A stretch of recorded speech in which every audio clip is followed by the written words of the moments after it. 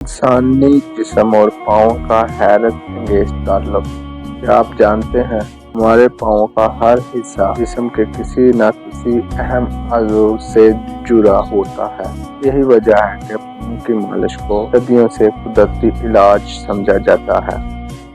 اس تصویر میں دکھایا گیا کہ انگوٹھے کا اوپر والا حصہ دماغ اور اعصاب سے جڑا ہے۔ انگوٹھے کے نیچے کی جگہ آنکھوں اور کانوں کے پوائنٹس رکھتی ہے۔ پاؤں کے درمیانی حصہ میں پھیپھڑوں اور دل کے پوائنٹس ہوتے ہیں۔ درمیانی حصہ معدہ، جگر سے اور لبلبہ جڑا ہوتا ہے۔ پاؤں کے نچلے حصے میں گردے اور آنتوں کے پوائنٹس ہیں جو جسم سے فاضل مادے خارج کرنے میں مدد دیتے ہیں۔